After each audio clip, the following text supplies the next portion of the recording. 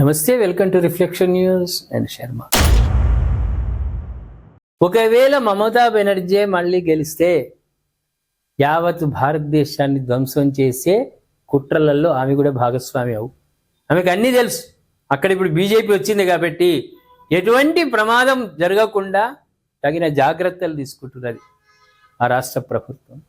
అయితే ఇప్పుడు కొత్తగా ఒక కుట్ర బయటపడ్డది ప్రేక్షకులారా. ఒక మహిళను, అర్పిత సర్కార్ అనే ఒక మహిళను ఎరజూపి రాజకీయ నాయకులను వలలో వేసుకొని దేశవ్యాప్తంగా బాంబు బ్లాస్టింగులు, ఇతరత్ర వేరే విధంగా దేశాన్ని నాశనం చేయాలనే భారీ కుట్రకు ఉగ్రవాదులు పన్నాగం వేశారు. ఆ ఉగ్రవాదుల్లో ఎవడు? జైషే మహమ్మద్ ఉగ్రవాద సంస్థతో సంబంధాలు ఉన్నాయనే ఆరోపణలతో ఇటీవల అరెస్టు చేసిన హమీమ్ మోండాల్ అనేటువంటి పోలీసులు అరెస్ట్ చేస్తే ఈ సర్కారు, అర్పిత సర్కారు పేరు బయటపడ్డది. పోలీసులు ఏం చేసిర్రు? ఆమెకు సన్మానం చేయలేదు. ఇక్కడ కాంగ్రెస్ ప్రభుత్వాలు ఉన్న దగ్గర ఘన సన్మానాలు చేస్తారు, గిఫ్టులు ఇస్తారు.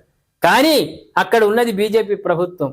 రెండవది, టాస్క్ ఫోర్స్ వాళ్ళకి ఇంటెలిజెన్స్ తోటి డైరెక్ట్ సంబంధాలు ఉంటాయి. వాళ్ళు వచ్చి ఈ అర్పిత సర్కార్ను దొరకబట్టిరు. ఎక్కడ? జార్ఖండ్ దొరకబట్టిరు. వీడిని మొత్తం రమ్ముతుంటే, వీడిని మెత్తగా హమీంను రోజు 3 పూటలా మంచిగా దంచుతుంటే వాడు మొత్తం చెప్పిండు. ఇంకా చాలా మంది ఉన్నారు. అందులో ప్రథమంగా అర్పిత సర్కార్ను లోపడబడేసి. అంటే ఏమందా? ఇటువంటి వాళ్ళు అంటే మన దేశంలో ఉన్నటువంటి కొత్త ఉగ్రవాద కుట్రలు ఇది. ఒక మహిళను ఎరవేసి రాజకీయ నాయకుల దగ్గర తీసుకొచ్చి వాళ్ళను వలలో వేసుకొని వాళ్ళ పన్నాగం, వాళ్ళ నుంచి రహస్యాలు. మంత్రులు ఉంటారు, హోంశాఖ మంత్రి ఉంటాడు, వాడిని వలలో వేసుకున్నానికి వాడు అన్ని సీక్రెట్గా చెప్తారు. ఏదున్నది అంతే. అటువంటి ప్లాన్లు వేస్తున్నారు. చూసారా ప్రేక్షకులారా?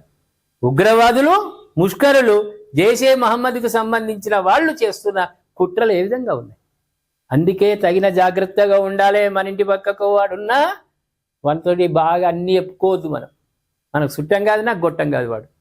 వానితోటి అన్ని చెప్పుకుంటే వాడే మన ఇంటికి ఎసరు పెడతాడు. కాబట్టి గతంలో మనం చూసుకున్నాం ప్రేక్షకులారా, ఉత్తరప్రదేశ్లో ఎక్కడైతే హిందూ కమ్యూనిటీ ఉందో దాంట్లో ఇద్దరు వచ్చుడు, కొంపన్ను కొనుడు. 40 అంటే 40 కొనుడు, 80 అంటే 80. ఎందుకు వస్తారు వాళ్ళు? మన చుట్టమా గొట్టమా వాడు? అంటే మన లోపల ఐక్యతను దెబ్బతీయడానికి వేసే కుట్రలు ఇప్పుడు కూడా జరుగుతున్నాయి. ఇదే కుట్రలు. ఒక మహిళను ఎరవేసి రాబట్టుకోవాలి రహస్యాలని. చూశారు ప్రేక్షకులారా? ఎన్ని దాడులు జరుగుతున్నాయి మన మీద, ఏ విధమైన కుట్రలు జరుగుతున్నాయి. అందుకే జాగ్రత్తగా ఉండండి.